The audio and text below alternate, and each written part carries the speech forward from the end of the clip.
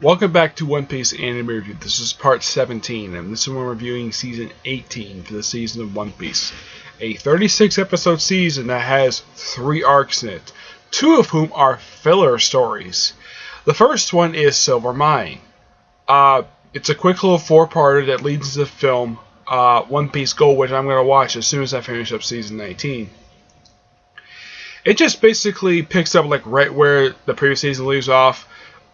Just Luffy and Bartamo, I think that's how you pronounce his name, the second division commander of the Straw Hat Fleet, just goes off. They get kidnapped by a woman who actually is from Bartol's past, an old friend of his named Desire, who has the same hairstyle he does, except her hair is red. Oh yeah, and she's a drop-dead gorgeous woman. And it is something, though, that Sanji is not in this 4-parter, because if he saw this woman, he would go googly-eyed over, basically, like his eyes turn like hearts.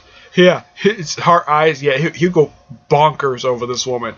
Because her attire is that she wears a normal pirate's coat, though it's rolled up sleeves, a sort of bandaged up, like kind of like her breasts, basically like covered like look at bandages. Basically, all 4 female crew members basically do the same thing. Kind of like how in Fairy Tail, Ursa does the same thing when she goes up in particular attire. She just covers her chest, pants, wears boots, and that's it. Oh, and she does pretty much the same thing Barto does, except she doesn't have a ship. Though her group kind of reminds me of the Flying Fishman pirates, who, after they had later named themselves the Riding Rosie Men pirates. Yeah, because they ride on motorcycles on the water. Well, they kind of remind me of jet skis. The main villain is a character called Bill, and he has different power is that he can create. His body is basically like a hot iron furnace. They can furnace any type of weapon. He just digs into his belly and pulls out like a sword or whatever. He's one of the most oddest villains. I mean, I like the character Desire because she gets to interact a lot with Luffy in this 4-parter. It's a quick little 4-parter, and time-wise, it seems like this whole 4-part takes place in a period of just barely a day, at most. Though in this arc, Luffy does not go into 4th gear at all. As a matter of fact, the only thing he does do is pretty much do either 2nd gear or 3rd gear. He does not go into 4th gear. I should point out, though, basically, after Dressrosa, basically, it's like they don't have him do that until, like, the current story, which I'm working on right now. So, yeah, good little 4-parter. The villain was okay, and it turns out he was just a subordinate for the guy who will be the actual main villain of One Piece Gold, which has, like, a few tie-ins to lead into it. Alright, next is the arc that takes up most of this whole season, pretty much a 29-episode Zoo Isle arc, though I should point out that the arc itself kind of wraps up with the 25th episode of the arc. Yeah, because the last few episodes are just stuff that sets up for the next arc of the season. Of the whole cake arc. Yeah, they pretty much reveal exactly what happened with Sanji and everybody else. Of course, the character of Wanda and Carrot are introduced, and Pedro. Peckhams basically making his first appearance since toward the end of the Fishman arc. Yeah, made his return. Also, in this particular arc, you get a chance to see the first full appearance of Buggy, more like a brief 2-minute cameo. Yeah, you actually get a chance to see him, and is it just me, or is that Buggy has grown to be much more taller, and I get the fact he has different attire, but it looks like he's grown a few inches in the past couple of years during a 2-year time jump. I mean, I get the fact, yeah, he's, and pretty much, if you read the manga, he started up during the 2-year time jump. Basically, it was revealed that letter he got prior to time jump, basically, was later to become one of the 7 warlords, which he accepted. And he's still one of the warlords to this very day. Though, this arc also introduced a character that has only made 1 appearance, and I don't really care for this character because there's nothing really much to him. And that's, the guy apparently is a son of Whitebeard. Yeah, he claims to be Whitebeard's son. I have no idea why he does this for. And he's like the newest warlord that and apparently he had a 480 million berry bounty on this before he became a warlord. What is the guy's name. I know he claims to be the son of Whitebeard. I have to bring it up here. Let's see.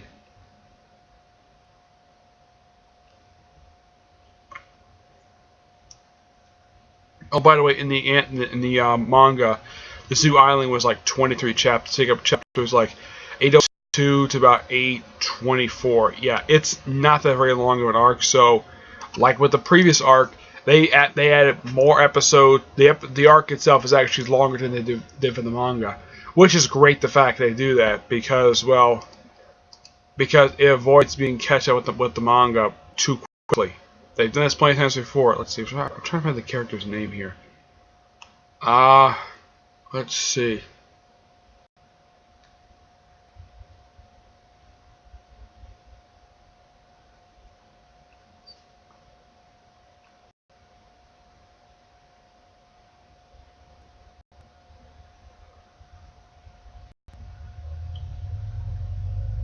Oh, I should point out though the guy who Luffy and Law basically form an alliance to take down Kajo. Yeah, he appears several times in this whole arc. Basically, though, the main antagonist of this arc is Jack the Drought. Though he himself doesn't encounter Luffy at all. He just basically he doesn't encounter any of the Straw Hat stuff, which is stupid. The fact that they did that.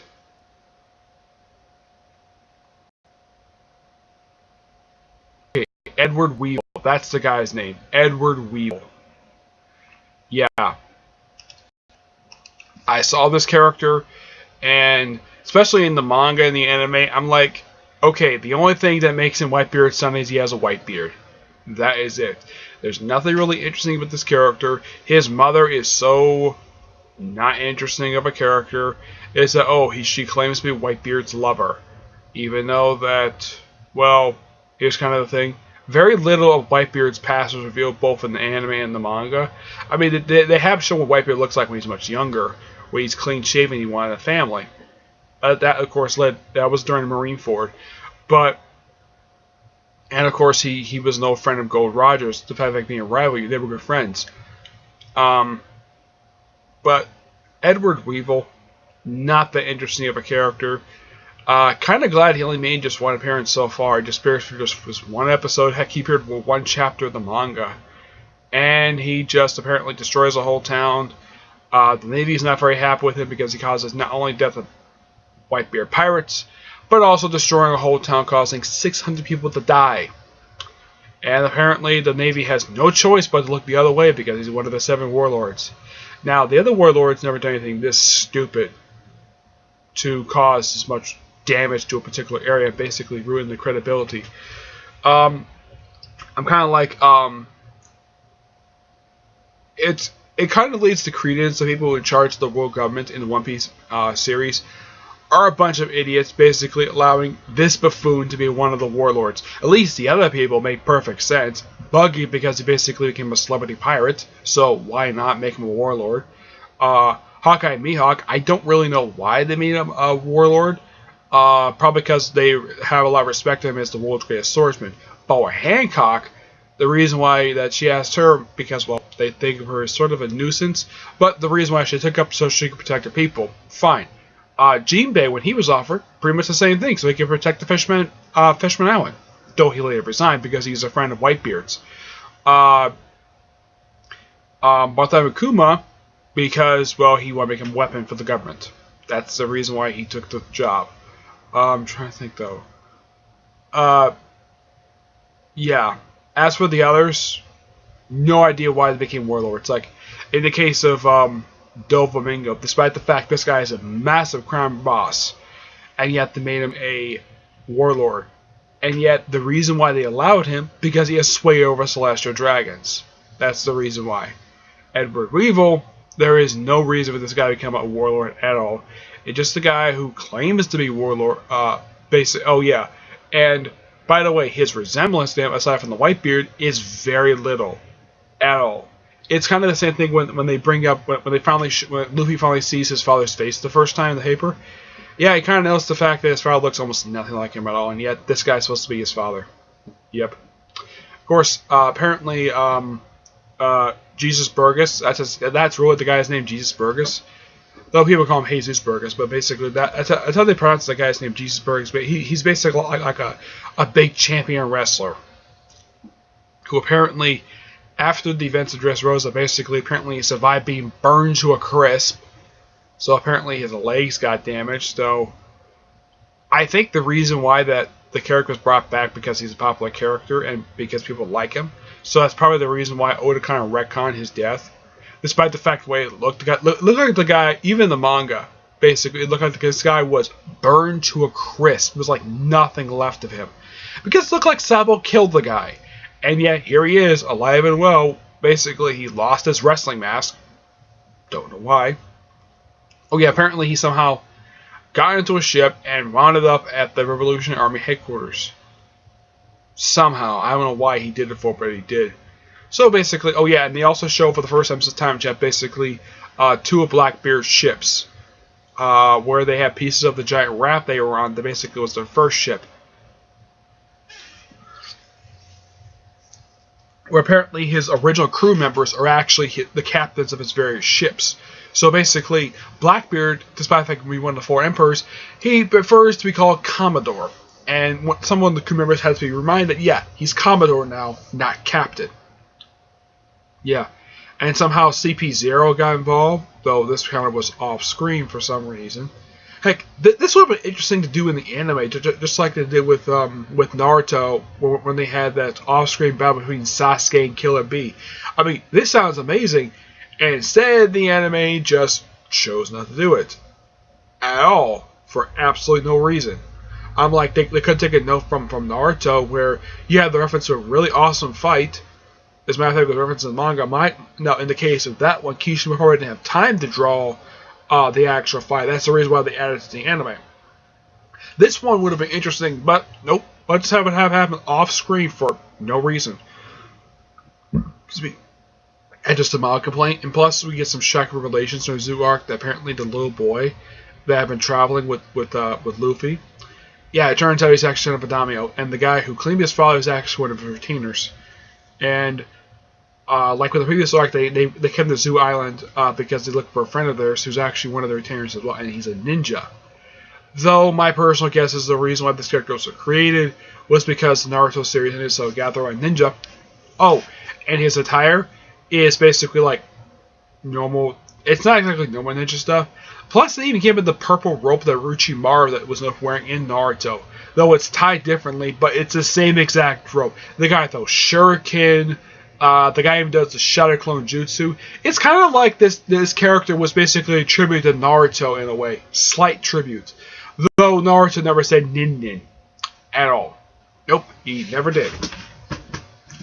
Though, basically, they just had him show up because, well, they want to have that character to have fun.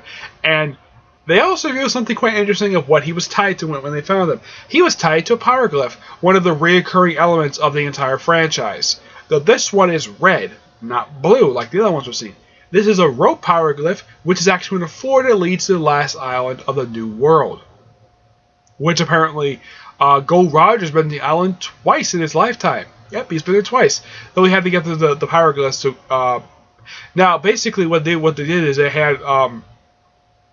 now, everybody knows Robin can read these things. So, basically, she asked, like, when everyone goes out their separate ways, they go separate directions, she asked Luffy personally to get a rubbing of the pyroglyph from Big Mom. Don't have to steal the damn thing, just get a rubbing.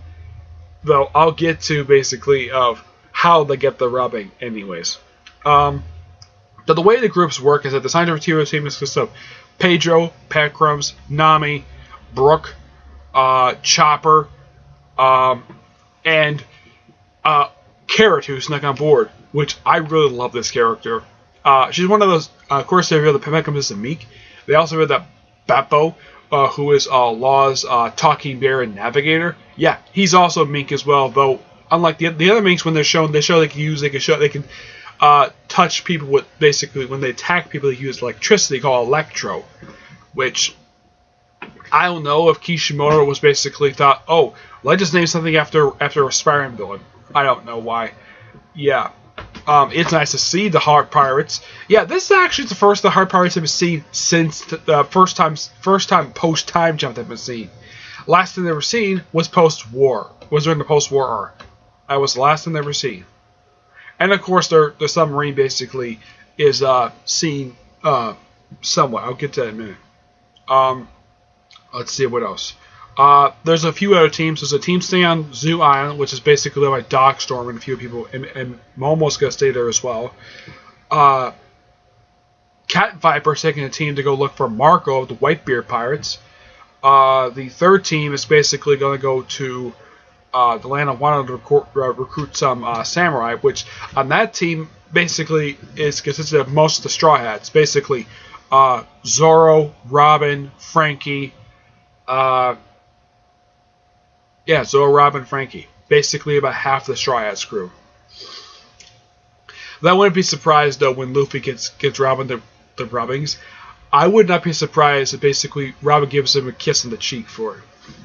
Basically, as a thank you for it. Yeah, because of course the point up is basically despite the fact that reading and deciphering the power clips is illegal. Robin knows despite the fact she knows it's illegal, she knows she has very powerful friends who could very strong friends who could protect her. And Luffy starts acting like Chopper. It's like, kind of embarrassing him. And they also have this scene which in the manga basically with Luffy just patting Nami repeatedly on the back. In the manga she says, "Stop whipping me." In the anime she says, "Stop hitting me." He was patting you repeatedly on the back. And you call it hitting? I don't get it. Though she wears a gorgeous dress. Yeah. A dress that all guys would die to basically see a woman wear. It's a beautiful looking dress. Though when it first came to Wanda, heck, even in the manga they called her Nami Dog, because she kind of looks like Nami. I don't know if Kishimoto did that on purpose. That Wanda looks almost exactly like Nami, but it's kind of strange that a lot of women look almost exactly alike. I mean, Robin is the most closest to look different out of all the characters, because her nose is slightly different, but a lot of the female characters look generally a lot alike. Let's see. The last arc is the Marine Rookies arc, which is a quick little three-parter, because at the end of the previous arc, Luffy used up all the food, so he had to go to the Marine base to get more food. They got more food. They mentioned the fact that the admiral of this base basically is actually an old rival of Garp's. Yeah, and he's of course, and also the leader of the Marine Rookies is actually a protege of Aokiji. Yes, Aokiji. First time people have seen him, I would say since sort of in person, since even the Flash, the first time since Punk Hazard. They revealed during, I believe it was in this arc, the last one. Excuse me, that he's allied with the Blackbeard pirates, which is kind of odd, but okay. Let's see, was there anything else? The Zoo Island arc was really fun. It just basically a good, relaxing arc. A little bit of fighting here and there, but it's too bad Luffy didn't get a chance to fight the main villain. He didn't get a chance to see the guy. It took basically a giant elephant just to beat Jack. Yeah. Oh, and it turns out that I believe it was during this arc that the Kaiju, when he fell off a cloud because he found out that Joker, that Dolphin was defeated, he basically fought and defeated Captain Kidd and took him prisoner. That's what happened to the other people part of his alliance. It's never mentioned. Yeah, I don't know why he's keeping him in jail so from. Yeah, I get the fact he's one of the four emperors, but he has no legal authority to put him in prison. No idea why.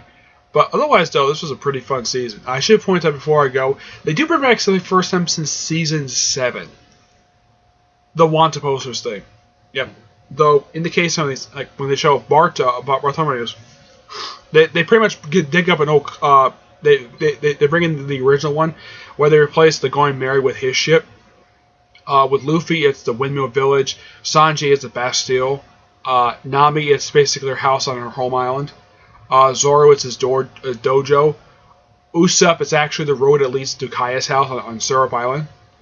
Let's see. Chopper, it's the castle on Jump Kingdom, though it's been named Sakura Kingdom in this arc. And they also bring back Warpo, who basically has his own kingdom now called the Black Dark Drub Kingdom. And apparently he married the Miss Universe of the One Piece universe. Which, I gotta say, you are one lucky son of a gun. I mean, I saw this one, even in the manga, like, dang. You're one lucky son of a gun. This is a beautiful woman. You married a model. Yeah, and they do explain what happened to him after he got, after he got flown out. Basically, he founded his own toy company and used the money to basically start up his own country. Yep. Let's see. They show Laws first time, and basically the image they show behind him before they show his poster is they show his sub, which I have never heard of the actual name of his sub. Let's see, what else? For Frankie, it's a shelf full of cocoa bottles. For Brook, it's actually the area reverse mountain where Laboon is. For Robin, it's the pyroglyph and the globe thing from our whole island of Orderha. Trying to think what else. I think that's it for all the wanted posters that I can think of anyways. But it's nice the fact they show all these characters wanted posters and all these images. And it's nice the fact for Balatara basically they used the original one they used as wanted posters. And they just replaced the Going Merry and the Straw Hat Screw with his ship, which I thought that was really nice. But they only show this during the Silver Mine arc, and they show this like at the start of the Zoo Island arc, and after the guy disappears, they stop showing it. Though Law, for some reason, even though he stopped appearing in this season, they still show his for some reason. I don't know why. But it's nice the fact they brought back the wanted posters. Yeah, I'm glad the fact that they did do that.